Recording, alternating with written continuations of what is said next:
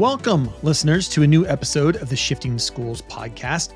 I'm excited to bring you today's conversation as we continue to talk with professionals across industries on how AI is impacting their work today and into the future, and what we as educators need to be thinking about as we prepare students for their future, not our past.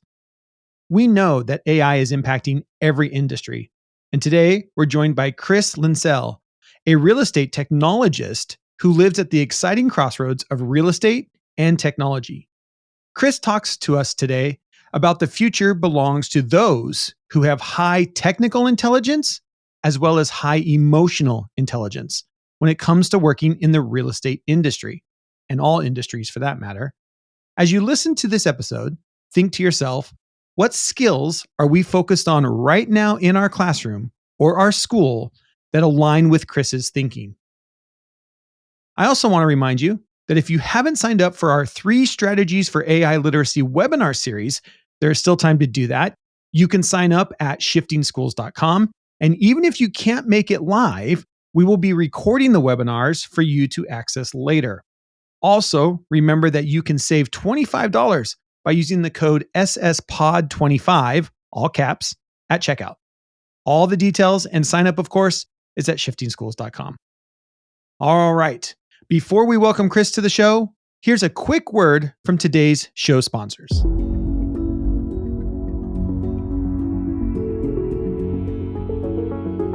Discover the power of acknowledgement with Libra. In a world where every staff member's dedication shapes the future, recognizing their efforts becomes our mission. Libra transforms your school into a place where achievements, big and small, are celebrated daily, creating a ripple effect of motivation and pride. Join the recognition revolution with Libra, where every achievement is a cause for celebration. For more information and a free demo, contact me at jeff@shiftingschools.com today. We're excited to have GameStormers as a sponsor of the podcast. GameStormers is a creative storytelling card game for the classroom. In GameStormers, students aim to design the best 5-card narrative using cards from themes such as fantasy, sci-fi, and civilizations, complete with gorgeous art. Each student pitches their 5-card story to the other players, hoping to be voted best overall narrative. All games come with free, standards-aligned lessons on topics such as persuasive speaking, narrative writing, playful assessment, and more. Get your copy and access the free lessons at gamestormedu.com today. And with that, here is Chris Linsell, a real estate technologist, talking about the intersection of technology and real estate and the skills needed for the future of work.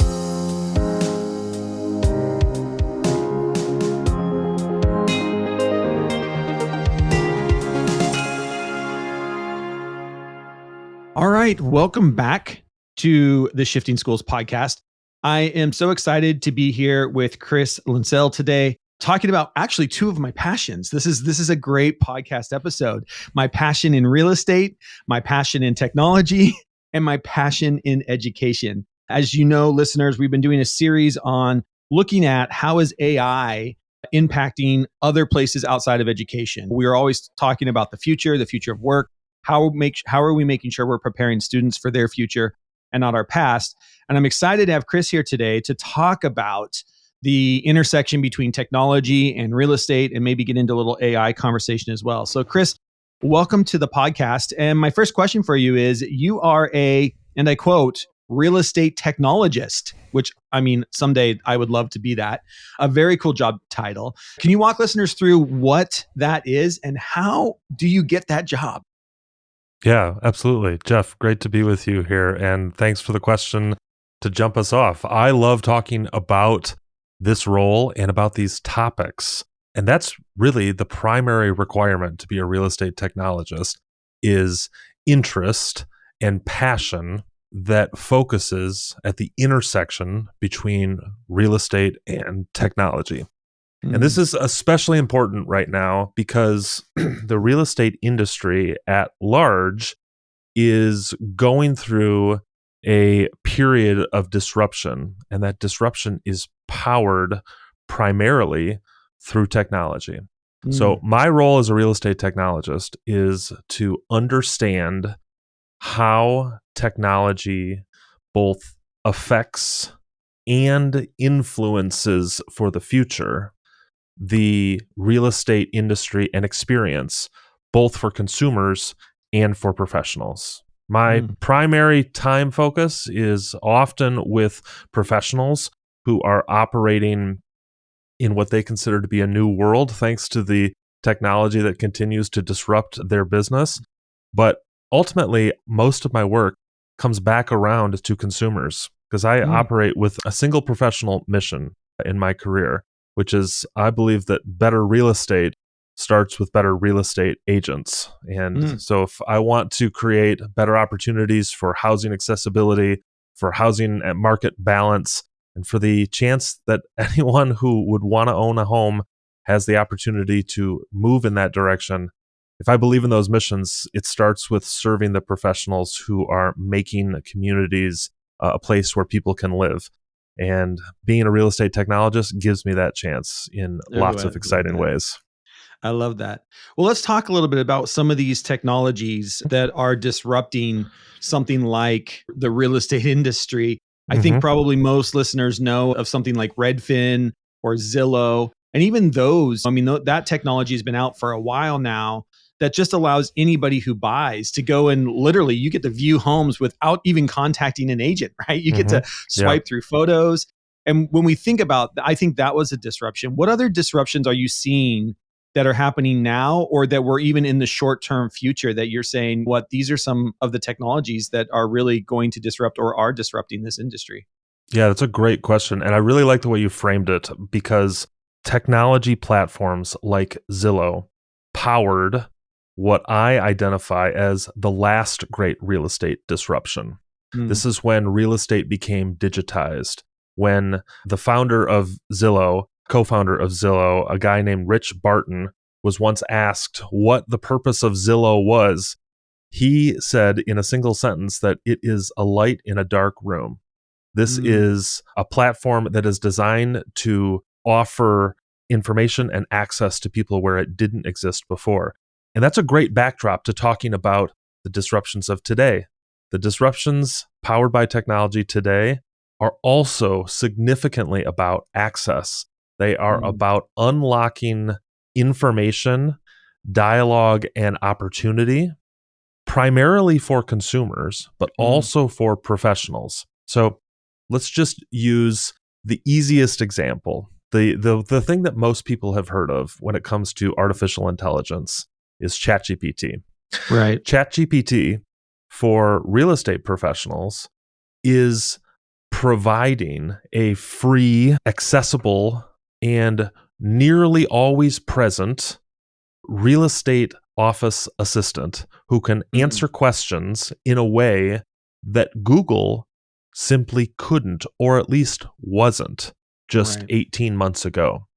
It has provided an interface that allows real estate professionals of all experience levels, whether it's your first day in the office or you've been in the office for 50 years, it allows these professionals access to information and an ability to digest that information by means of asking questions that wasn't available before. So to some degree, from a professional standpoint, tools like ChatGPT and artificial intelligence in general is a playing field leveler.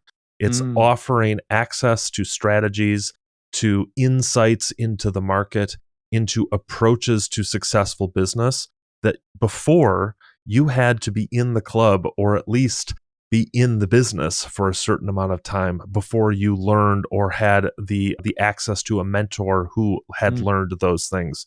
Today, ChatGPT and other artificial intelligence tools are accelerating the ramp into that first level of success for many early professionals.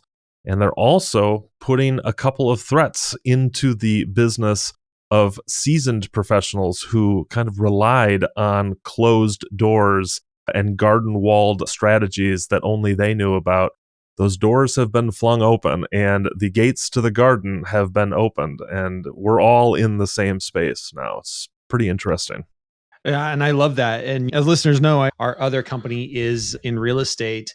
And I'll just echo what you're saying. I know that in the last couple years, real estate before the pandemic and even through the pandemic, I have a lot of real estate, of course, contacts, and everybody was like, this is the easiest time it's ever been to sell a home. Like interest rates are 3%. I mean, it was just everybody's selling homes here in the Seattle area. Homes were going for prices $100,000-$200,000 over asking, and nothing was sitting on the market. And then all of a sudden the market changed, right? The interest rates go up, and you have to know these strategies in a different market. And if you don't know those strategies, or if you are new real estate agent and you haven't been through a downturn like this where interest rates go up, prices aren't actually dropping, at least here in the Seattle area, not very much. And so you find yourself in this new struggle of, well, what do you mean I can't list a house and sell it in 2 weeks? That's just not where we find ourselves. And so there's these new strategies that you have to somehow figure out on your own. And if you don't have, to your point, if you don't have a mentor, if you're not in the club, how do you find out what these new strategies or different strategies are based on the economic times we find ourselves in? Because it continues to change and evolve. And something like ChatGPT, to go and ask questions, to give it some ideas, to bounce ideas off of it of, what do you think about this, or what do you think about that, I think is an incredibly, to your point, it's a virtual assistant that I have sitting next to me, where I can bounce ideas off of it and just be able to level up my own game. And I love your phrasing, to unlock the doors to that knowledge that was kind of a walled community of those that knew it and kept it there. That's so cool.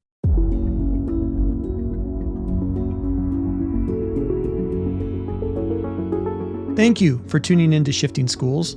Let's pause our discussion to spotlight Libra HQ, a breakthrough in using AI to deepen connections within organizations. Imagine an environment where every staff member feels truly seen and valued. This is the heart of Libra's mission. Libra transforms how leaders celebrate and recognize the personal and professional milestones of their team members. It's not just about reminders. Libra's AI dives deeper, offering insight into enhanced team cohesion and promote a culture where support and acknowledgement are paramount.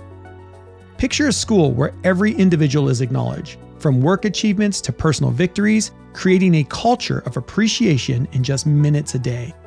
In these challenging times, where the demands on educators have never been higher, Libra offers a way for school leaders to lead with true empathy and compassion, ensuring every team member feels an integral part of their community's success. Discover how Libra can revolutionize your school's culture. For a demo, contact me at jeff@shiftingschools.com. Let's build a future where every educator and staff member feels connected and valued. And now, let's get back to our conversation. To be clear, like as an advocate and an educator when it comes to technology, I think it's important that I say this isn't necessarily new. Google and search engines at large were doing a version of this task. I mean, have been doing this for a long time. The difference is when you go to Google and you search real estate marketing strategies, Right. you are returned a list of content that you are then responsible for sifting through, for nominating what strategies are good, which strategies aren't going to work for you, for prioritizing the opportunities that the information that you have been presented, prioritizing which of those opportunities will make sense for your particular business. And you are responsible for sifting through all of the ideas that aren't good, that happen to have gamed a particular aspect of the Google search algorithm and have appeared on your page. You are responsible for all of this massive volume of information. And so ChatGPT and other large language models. This is the type of artificial intelligence kind of system that we're talking about. What they've done is they have taken that responsibility, which is the sort, interpret, prioritize, and present. That's all of the hard work on our end as seekers of this information.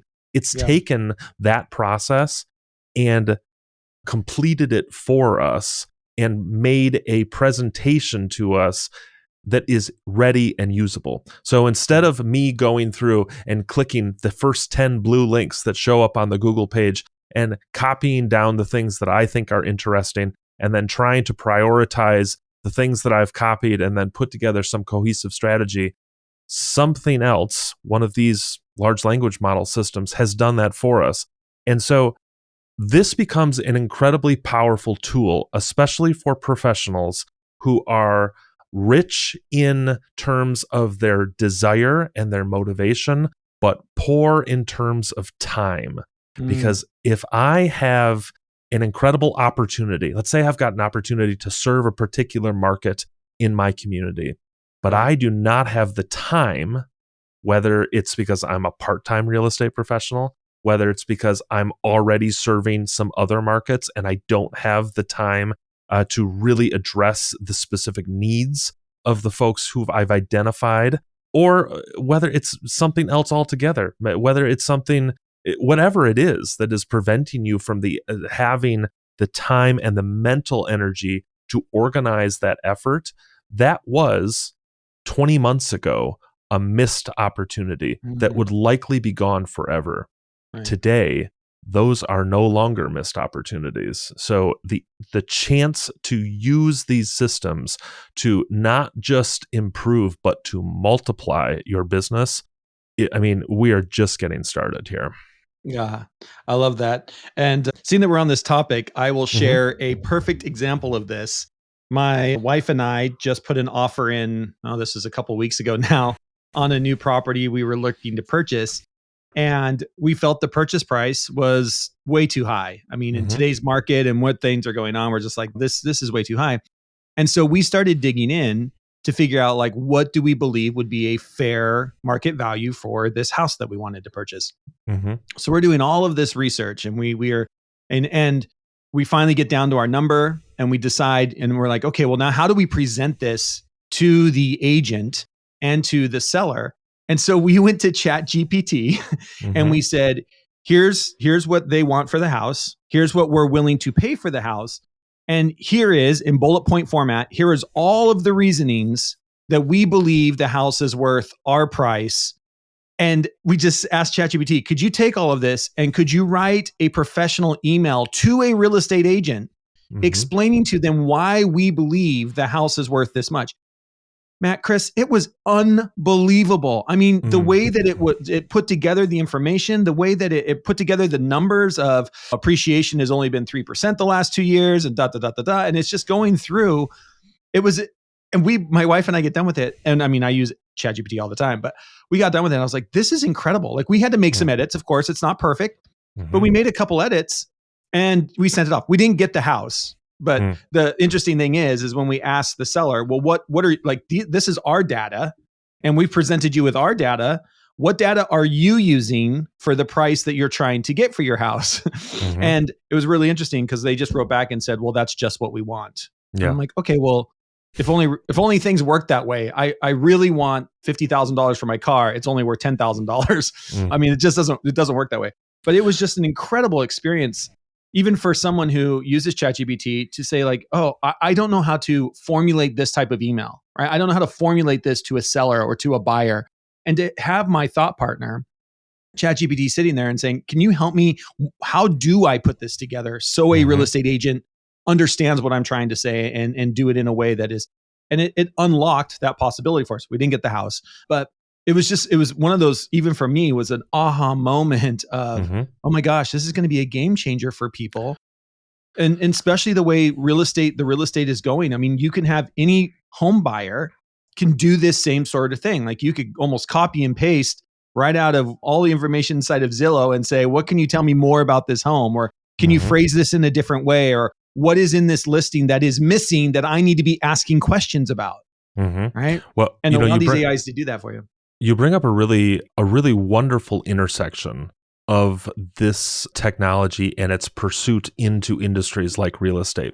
And whenever I'm talking to folks who are either considering getting into real estate or talking to students or educators about the real estate space and the emergence of these tools, I tell them, one, that these are tools and they are not replacements.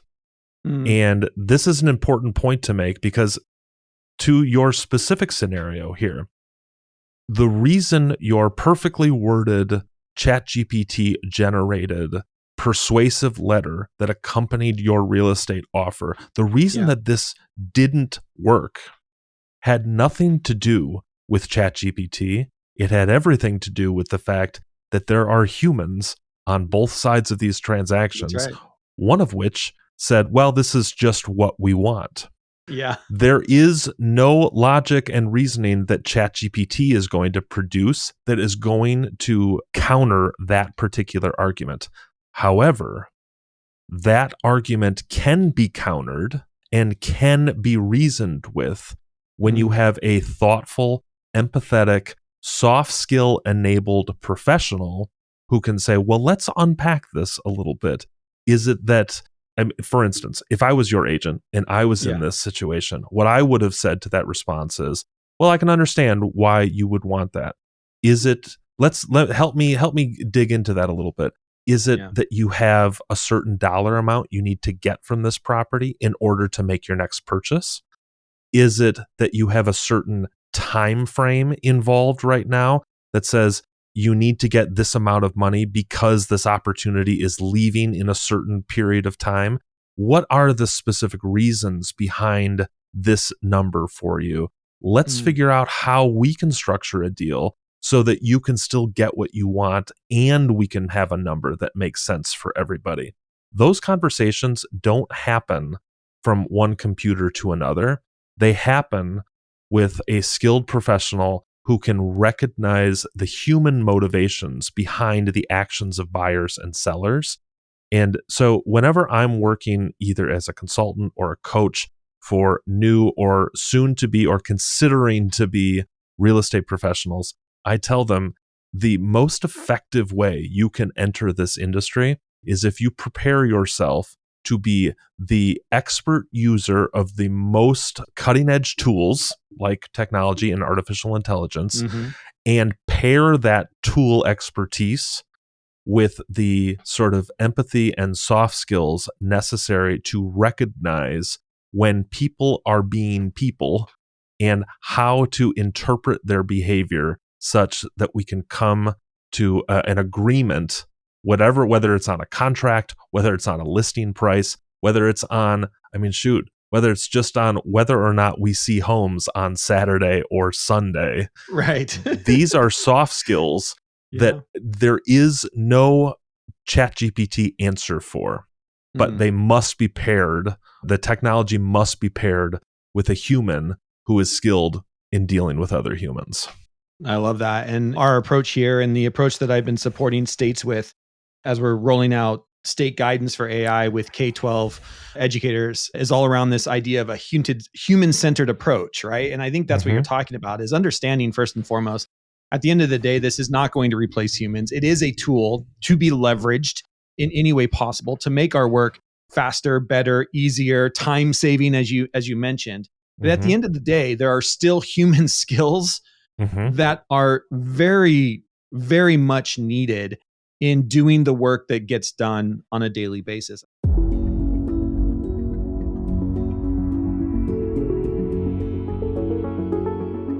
Let's talk about GameStorm EDU. Their educational card game, GameStormers, allows students to become game designers, writers, persuasive speakers, and most importantly, storytellers. During the game, each player assumes the role of an up-and-coming creator trying to make the next big game narrative.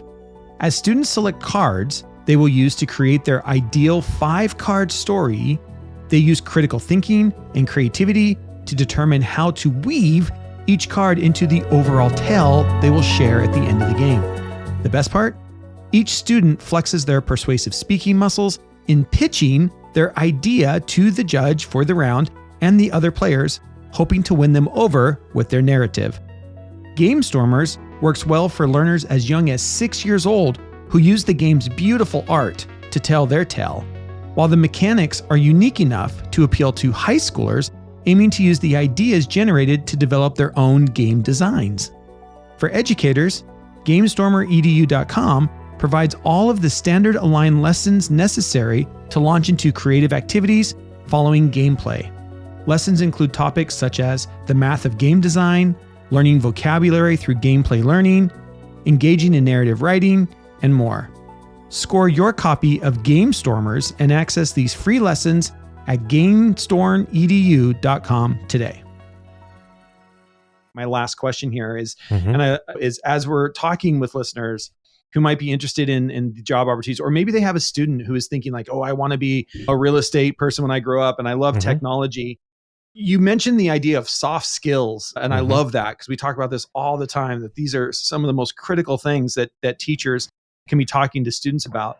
What are other skill sets that you would say are in there? Like that idea of empathy, I think was huge. Being able to understand what does somebody else need out of a deal, or what does somebody else need to get, or how do I make sure that I'm meeting the needs of others? What are some other skills that you see as we are preparing students for a future where, whether we want it to or not, AI is going to be there? It's not like that we're just going to disappear this technology one day. It's there. It's going to only continue to get better.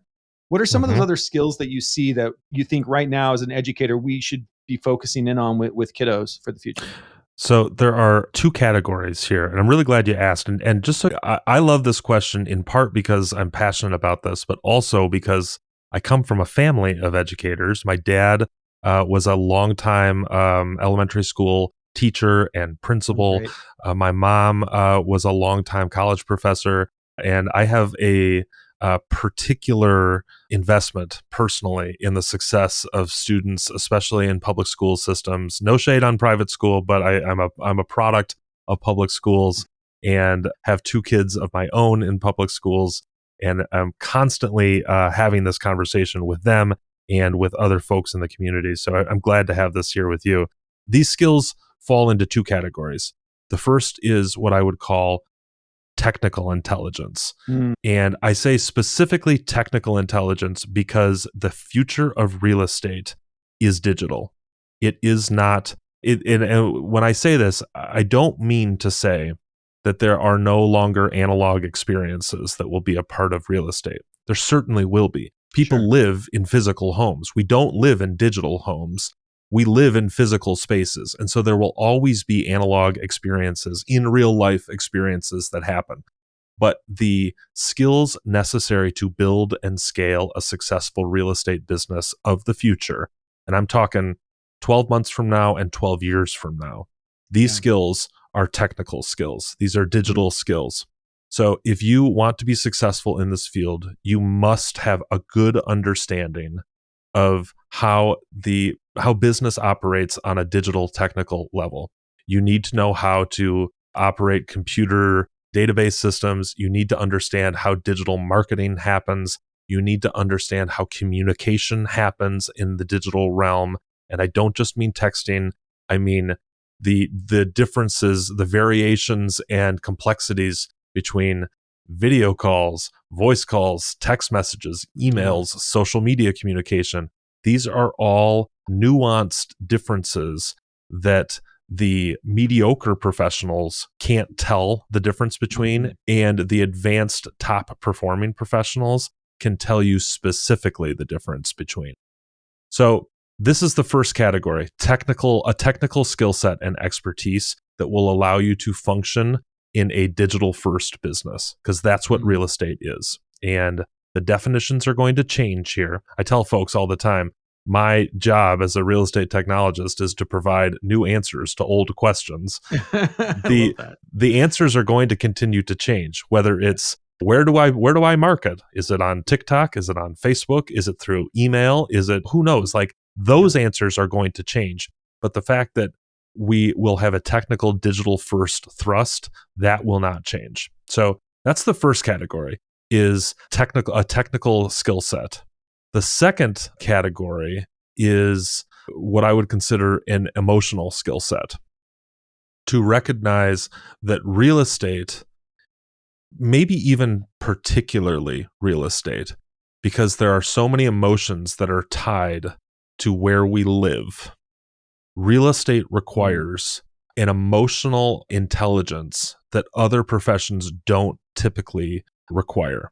We require the ability to understand, to interpret, and to emote to our community, to our clients, and to our colleagues in a way that will effectively communicate the messages that we're trying to send and accomplish the goals we're trying to accomplish. So let me give you a great example of this. When you are marketing, let's say you are in a listing appointment with a client. They've invited you into your home to see if you are the right real estate professional to list their home for sale. And you're sitting at their kitchen table and you're discussing the value of their property.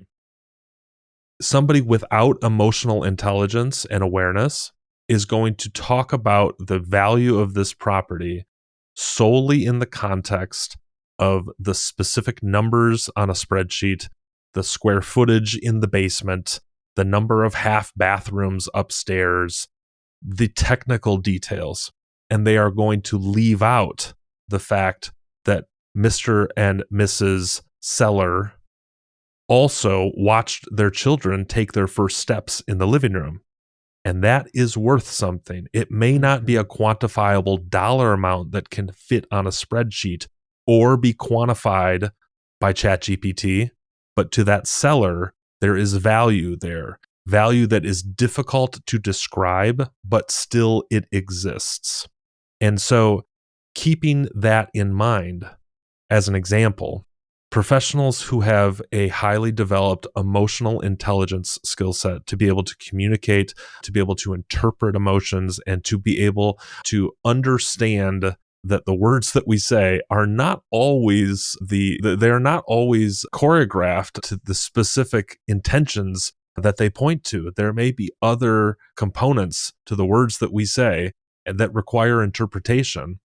This sort of intelligence is a requirement. It's not optional any longer. This is required. And I'll put it to you this way. There are plenty of real estate professionals right now who do a terrible job at this. And most of those real estate professionals that do a terrible job of this, they are operating in the lower quarter or 20% of performance for this industry. It is consistent. I've been doing this for a long time. I can tell you, no matter how many times the answers to the technology questions change, what remains consistently the same is that the agents with high levels of emotional intelligence operate at the top of the market, and agents with low levels of emotional intelligence operate at the bottom of it. So if you can pair that emotional intelligence with a technical expertise and skill set, the sky's the limit. People are always going to need a place to live. There's always going to be reasons to buy and sell homes.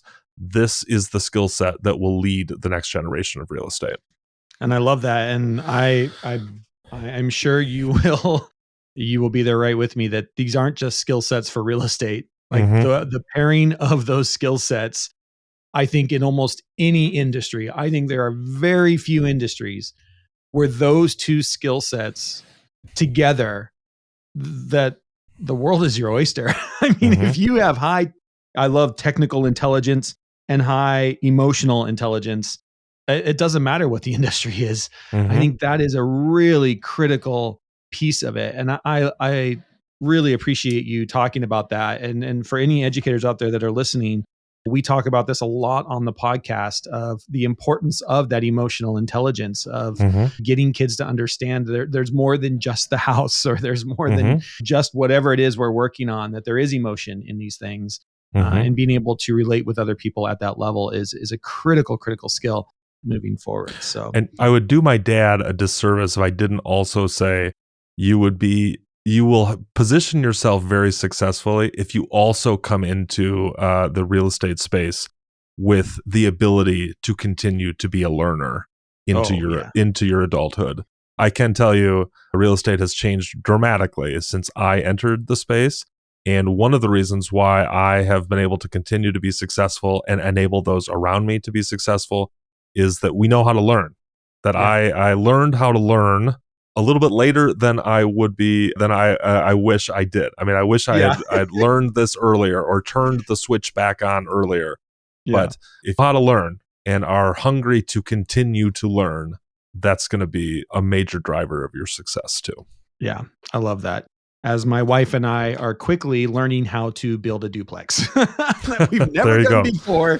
And all of a sudden we're trying to figure out, how do you fill out permits for a new build? Like, we've never done a new build before. And so we're back into this. I mean, our learning curve around new builds is huge right now because we've only ever bought old homes and fixed them up. So to your point, and being excited about it, being excited about whatever it is, like your passion, technology and real estate is your passion, and you find a way to bring those two things together, I think is really where that intersection is for a future generation. Is like, how do you take your passions, bring them together, and continue to learn around those passions as things continue to change.